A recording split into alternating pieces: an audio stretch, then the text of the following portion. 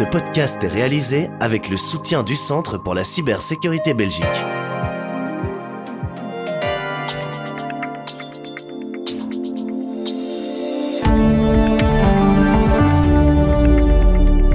Ravi que vous écoutiez Z sur 7, votre podcast quotidien. Aujourd'hui, nous sommes le samedi 21 décembre. Et votre podcast du jour est animé par Anne Marchand. Bonjour à tous et à toutes. Avant d'aller plus loin, nous voulons vous demander votre avis sur le podcast Z sur 7. Vous pouvez donner votre opinion en tant qu'auditeur de ce podcast et pour ça, il suffit d'accéder à l'enquête via le texte qui accompagne cet épisode. De cette manière, la rédaction pourra à partir de 2025 adapter encore mieux Z sur 7 à vos besoins.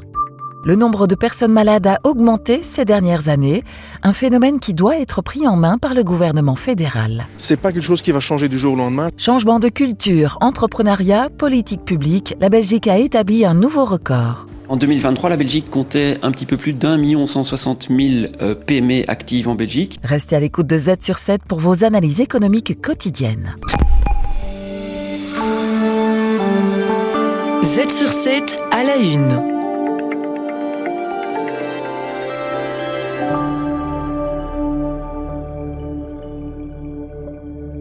Plus de 526 000 malades longue durée fin 2023. Un chiffre record livré par l'INAMI qui ne prend pas en compte les fonctionnaires. Une hausse de 5% sur un an qui est survenue selon Saad Al-Tamer, médecin et conseiller prévention chez Atensia, à cause de plusieurs éléments.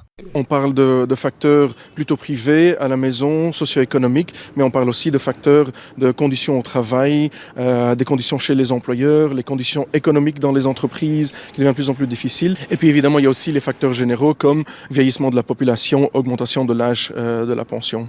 Les troubles psychiques sont la principale cause d'incapacité et leur fréquence continue d'augmenter. Les affections musculo-squelettiques ainsi que les maladies générales cardiovasculaires et les cancers constituent également une catégorie importante. Ces maladies touchent en majorité les travailleurs âgés et les femmes.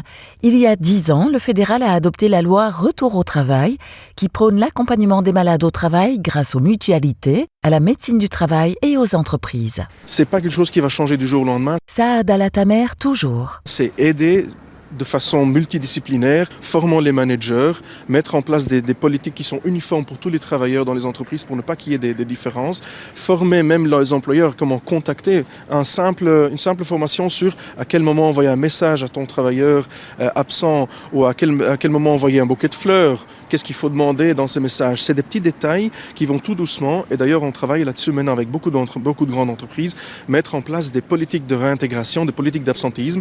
Depuis avril, le gouvernement fédéral a mis en place un fonds qui permet aux personnes malades de bénéficier de services spécialisés comme le coaching. Ce service reste méconnu. Cette année, seulement 20 travailleurs y ont fait appel. Z sur 7 à la une.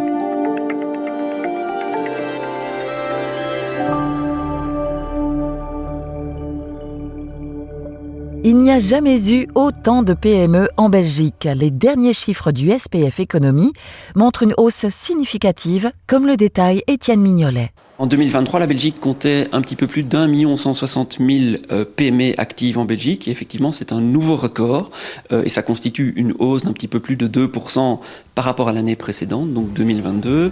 Si le nombre de PME augmente, le nombre de faillites aussi. Respectivement, on note une hausse de 7 et 10%. Durant la période Covid, on a eu une pause dans les faillites avec toutes les mesures de soutien et de report qui avaient été décidées par le gouvernement. Étienne Mignolet, SPF Économie. Et ce qu'on constate, c'est que le nombre de faillites en chiffre absolu est revenu en fait à la situation d'avant Covid. Donc cette augmentation, elle est vraiment liée à un effet de rattrapage statistique. La Flandre compte 650 000 PME pour 380 000 en Wallonie, mais les choses commencent à changer dans le sud du pays. On y voit un changement de culture et un plus grand soutien entrepreneurial, notamment par les politiques publiques qui visent à soutenir les petites entreprises. 96% des PME sont des micro-entreprises de moins de 10 employés, un point essentiel dans notre économie selon Frank Janssen, professeur en entrepreneuriat à l'UCL. On sait que les PME résistent beaucoup mieux aux crises que les grandes entreprises, fatalement, parce qu'elles sont plus petites et plus résilientes. Ces PME sont des contributrices fiscales, sont parfois source d'innovation aussi, sont également importantes pour le développement local, sont importantes pour la cohésion sociale. Si la croissance n'a pas été aussi élevée en 2024 due au conflit géopolitique, la culture entrepreneuriale, elle, se développe.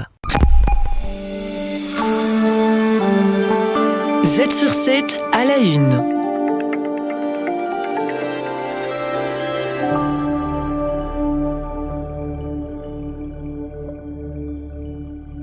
Le kishing, contraction entre phishing et QR code, est une technique qui consiste à coller un faux QR code pour envoyer l'utilisateur sur un site internet frauduleux. Romain Denayer, coordinateur chez EV Belgium, explique cette pratique. La fraude au QR code est bien connue aussi bien à l'étranger qu'en Belgique d'ailleurs. Il y a des cas aux Pays-Bas, en Angleterre, etc. Et c'est quelque chose qui se représente aussi en Belgique. Tout simplement parce que c'est si simple de le mettre en place. La plupart du temps, les utilisateurs se rendent compte de la fraude, mais parfois, comme le souligne Thél de Groot, inspecteur cyberdivision, elle est plus subtile. Donc des sites frauduleux qui mènent une transaction frauduleuse, mais aussi des sites qui récoltent justement les données bancaires de la victime, ce qui fait que ces données bancaires, ils vont se retrouver dans une liste sur le dark web par exemple, ce qui fait aussi que la victime ne se rend pas immédiatement compte qu'il est victime de ce genre de fait. Et donc si vous avez le moindre doute qu'il s'agit d'un site frauduleux, bien sûr coupez la transaction et le signalez à la police. Il y a quelques jours, des stewards de Parking Brussels ont constaté des nouvelles tentatives d'extorsion d'informations. La police confirme l'utilisation de la même méthode qu'à Bruges et à la Côte. Pierre Vassard, porte-parole de Parking Brussels. Ce sont des tentatives de fraude ponctuelles qui existaient déjà du temps où les redevances étaient posées sur les voitures. On mettait de fausses redevances sur les voitures et c'est une tentative d'extorsion contre laquelle on doit malheureusement régulièrement réagir. Une enquête est en cours, mais en attendant, la police prône le bon sens des utilisateurs. Z sur 7, le podcast quotidien de Trends Canal Z. Chaque jour, un expert boursier donne son analyse du cours des marchés internationaux. Aujourd'hui, Nicolas Deltour de la banque Belfius se tourne vers les États-Unis. Donald Trump a présenté à la Chambre son projet de loi avec 2 objectifs, financer le gouvernement pendant 3 mois et retirer tout plafond à la dette. Un projet qui a été rejeté massivement par les démocrates et les républicains. Le premier revers, c'est qu'une quarantaine de républicains se sont opposés au plan de leur propre parti.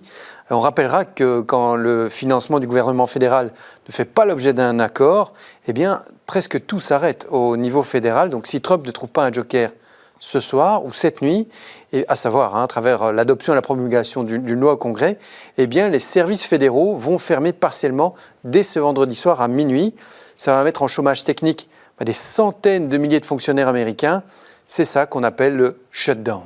Un shutdown qui a été observé ces 50 dernières années. On en a quand même connu une vingtaine, alors relativement concentrés sur les années 70 et 80, il faut reconnaître.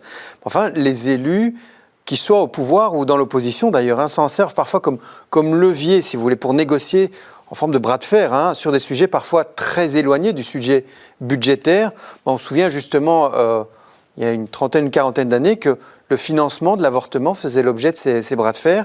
C'est régulièrement revenu sur la table, mais aussi certains équipements militaires nucléaires ou même la politique de la gestion de l'eau. Alors bien sûr, dans les années Reagan, typiquement, les fameuses coupes budgétaires à la Reagan ont provoqué aussi des crispations et donc des désaccords totaux et donc des shutdowns, et ça peut durer des semaines. Enfin, heureusement quand même pour nos fonctionnaires belges que ce système n'existe pas de notre côté. Bon, c'est d'ailleurs même un système qui est presque unique au monde. Des tensions causées par plusieurs facteurs tels que le style Trump 2.0 et le style Musk qui s'y ajoute. Donc les républicains et démocrates d'ailleurs, ils s'approchaient d'un accord mardi et mercredi qui visait à financer l'État fédéral jusqu'à la mi-mars et qui aurait évité le shutdown via un texte très élaboré de plus de 1500 pages, donc vraiment un vrai travail. Mais voilà, lorsque ça lui a été présenté mercredi, eh bien, Trump a descendu en flamme ce texte. Et bon, dès ce moment-là, les observateurs ont dit que ça sentait un peu le roussi pour ce shutdown. Des événements que les investisseurs suivent de près. Au moment où nous nous parlons, on est en plein suspense. Voilà, le président du Congrès avait même annoncé qu'il espérait quand même encore un vote dans l'après-midi, donc ce soir pour nous Européens. Mais donc, ça ne sera pas un vendredi soir comme les autres. Le suspense est à son comble.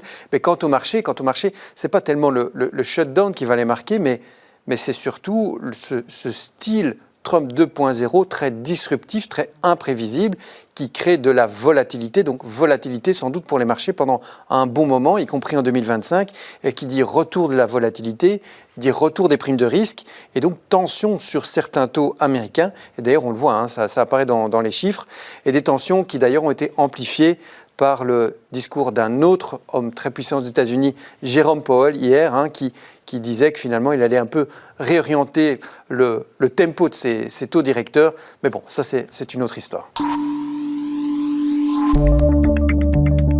Le regard d'Hamid. Hamid Faljaoui, directeur de Trends Tendance, épingle le fait économique de la semaine.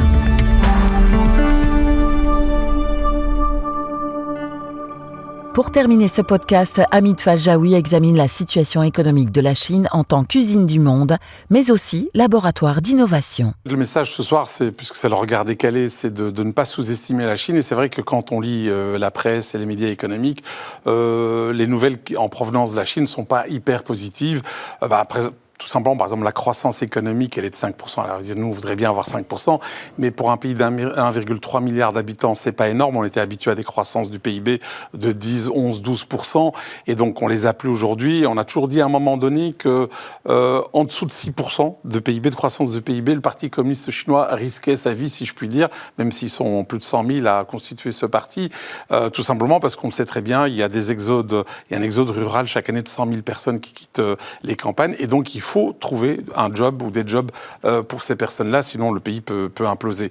On le voit bien aussi avec la hausse du chômage des jeunes, ce qu'on n'a plus vu depuis X temps. On voit aussi à travers l'immobilier, mais ça, vos experts boursiers en parlent régulièrement, c'est une catastrophe, il y a eu des faillites retentissantes. Alors c'est d'autant plus dommageable que pour beaucoup de Chinois, c'était leur poire pour la soif, puisqu'il n'y a pas vraiment de sécurité sociale en Chine. L'immobilier, notamment suite à la spéculation, leur permettait d'avoir une poire pour la soif. À partir du moment où la bulle immobilière s'est dégonflée, qu'il y a des tours entières qui sont absolument vides, les Chinois ne consomment plus. Et ça a aussi des répercussions sur l'économie chinoise, dans le sens où pour le moment, le moteur principal, c'était le moteur de l'exportation, mais il est mis à mal avec déjà Trump, mais aussi avec Biden qui a continué à continuer cette guerre tarifaire. Mais la consommation interne ne suit pas. Et donc, ce sont les raisons qui expliquent pour lesquelles la Chine n'est pas au mieux de sa forme. La Chine a une capacité d'innovation par rapport à l'Europe et veut rivaliser avec les États-Unis. Là, ils sont peut-être pas prêts de les dépasser, contrairement à ce qu'ils pensaient. Mais ce que je voudrais simplement, c'est qu'on passe pas par perte et profit les Chinois. Il faut se souvenir que quand ils sont entrés dans l'Organisation mondiale du commerce en 2001, on était un peu condescendants. Je me souviens encore des propos de Pascal Lamy, qui était le patron de l'OMC à l'époque, qui est un Français énarque, comme il se doit, et qui disait il faut bien qu'on les laisse nous vendre ou nous exporter des t-shirts pour qu'on puisse leur vendre des Airbus. Et ça, c'était l'époque où la Chine était l'usine du monde. Alors aujourd'hui, la Chine est toujours l'usine du monde, mais elle est aussi devenue le labo du monde. Il n'y a qu'à penser à tout ce qu'on voit aujourd'hui, les photovoltaïques, les panneaux solaires, les batteries électriques, les voitures électriques. Donc ils nous vendent aussi des centrales nucléaires, ils vendent des TGV à grande vitesse. Et il y a eu d'ailleurs un reportage absolument intéressant d'un de nos confrères dans le journal quotidien économique français Les Échos, où le correspondant local visitait une entreprise qui fabrique des avions électriques avec une autonomie de 300 km, 6 places, etc. Et là, on voit déjà, par exemple, à travers ce reportage-là, que la Chine se positionne, par exemple, pour tout ce qui est, aviation à basse altitude, donc à moins de 1000 mètres. Alors, ça peut servir à quoi ? Pour le tourisme, pour le transport, pour décongestionner un certain nombre de grandes cités ou villes. En Chine, vous savez qu'une petite ville en Chine, là-bas, c'est tout de suite 5, 6, 7, 8 millions d'habitants, mais il y en a plein d'autres. Le Caire, Sao Paulo, New York, Toronto, tout ce que vous voulez. Et donc, ils se positionnent par rapport à cet avenir-là. Et donc, c'était juste rappeler que les Chinois restent redoutables. Et ils restent d'autant plus redoutables qu'ils utilisent toujours la même formule, c'est-à-dire, en fait, la recherche-développement. Parce qu'aujourd'hui, leurs ingénieurs rivalisent avec les nôtres. Avant, c'était l'école bleue qui perdait leur job ici en Europe. Maintenant, c'est des ingénieurs occidentaux qui peuvent perdre leur job. Alors, ils ont toujours la même recette, c'est-à-dire, en fait, ils développent leur recherche et développement, mais ils peuvent l'amortir sur c'est même plus un pays, c'est un continent, 1,3 milliard d'habitants. Et à partir du moment où ils ont réussi à amortir cette recherche et développement, ils peuvent après nous fourguer, si vous me permettez l'expression, les mêmes produits à prix cassé en Europe, un peu plus difficilement aux États-Unis, mais chez nous en Europe. Et donc, alors vous n'étiez pas né encore à cette époque-là, mais il y a un bouquin que j'avais lu à l'époque d'Alain Perfit, un ancien ministre français, qui disait, le bouquin s'appelait « Quand la Chine s'éveillera, le monde tremblera ». Je crois que la Chine s'est réveillée déjà depuis un petit bout de temps. Merci à tous et à toutes d'avoir écouté cet épisode de Z sur 7. On se retrouve demain pour le dernier épisode de cette année. Olivier Mouton reçoit Frédéric Pagnier, CEO d'AKT for Wallonia. On se retrouvera le 6 janvier. Le temps est venu pour nous de vous souhaiter de bonnes fêtes et une heureuse année 2025. Z sur 7, le podcast quotidien de Trends Canal Z.